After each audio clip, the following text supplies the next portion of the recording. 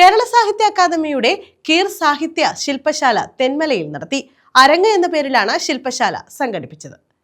കേരള സാഹിത്യ അക്കാദമിയുടെ നേതൃത്വത്തിലാണ് കീർ സാഹിത്യ ശില്പശാല സംഘടിപ്പിച്ചത്. അരങ്ങ് എന്ന പേരിൽ തെന്മല ശെന്തുരുണി വനവിജ്ഞാന കേന്ദ്രത്തിലായിരുന്നു ശില്പശാല സംഘടിപ്പിച്ചത്.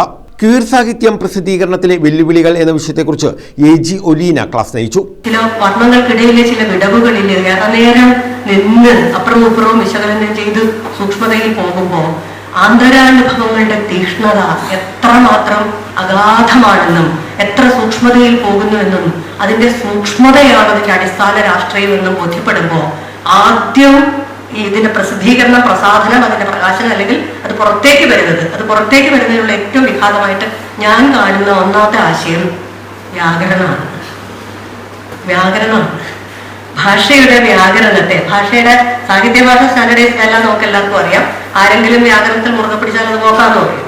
അതുകൊണ്ട് മലയാള സാഹിത്യം നാളിതുവരെയുള്ള മലയാള സാഹിത്യത്തിലൂടെ സാഹിത്യ വിദ്യാർത്ഥികൾ എന്ന നിലയിൽ കടന്നു പോകുന്നവർക്ക് നല്ലോണം അറിയാം. വ്യാകരണത്തെ നിരാകരിച്ചവരാണ് ഏറ്റവും വലിയ ജീവിതത്തിന്റെ വ്യാകരണം നിർമ്മിച്ചവരെന്ന് ബഷീർ മുതൽ ഇങ്ങോട്ട് ഒരു കൂടിയായ ഉദാഹരണങ്ങളാണ്. CP അബൂബക്കർ സ്വാഗതം പറഞ്ഞു. കേരള സാഹിത്യ അക്കാദമി ജനറൽ കൗൺസിൽ അംഗം വിജയരാജ മല്ലിക അധ്യക്ഷത വഹിച്ചു. കാഴ്ചപ്പാടുകളിലുണ്ടായ ഏറ്റവും ഭീകരമായ ഇടപെടലിന്റെ അല്ലെങ്കിൽ പ്രവർത്തനക്കുറവിന്റെ ഒക്കെ അടയാളങ്ങളാണ്. അവിടെ ഭാഷയിൽ മാറ്റങ്ങൾ വരുത്തിക്കൊണ്ട് ഭാഷ കൊണ്ട് മുറിവേറ്റ് വീണ് ഒരു വലിയ വിഭാഗത്തിന്റെ ഏറ്റവും ഉദാത്തമായ അനുഭവ പരിസരമുള്ളവരാണ് നമ്മൾ. ഡോക്ടർ C ഉണ്ണികൃഷ്ണൻ പ്രസംഗിച്ചു.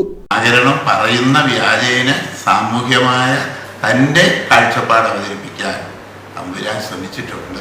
അപ്പോൾ അതുകൊണ്ട് അതിനെ പിടിച്ചെഴുതുന്ന തരത്തിലുള്ള ഒരു മുന്നേറ്റം ലോകത്ത് എന്ന പോലെ മലയാളത്തിലും സാധ്യമാകുന്നു എന്നുള്ളതാണ് കീർ സാഹിത്യവും ഈ ക്യാമ്പിൻ്റെയും ആ ക്യാമ്പ് സംഘടിപ്പിക്കാൻ അക്കാദമി മുന്നോട്ട് വെക്കുന്ന ആശയത്തെയും നമ്മൾ നോക്കിക്കാണേണ്ടത്. കവിതയും പ്രതിരോധവും എന്ന വിഷയത്തിൽ ആദിയും, ഉത്തരാധുനിക സാഹിത്യത്തിൽ ക്വീർ സാന്നിധ്യം എന്ന വിഷയത്തിൽ അനസ് NS പ്രഭാഷണം നടത്തി. സംവാദം, കവിതാലാപനം എന്നിവയും നടത്തി. News bureau, Thenmala.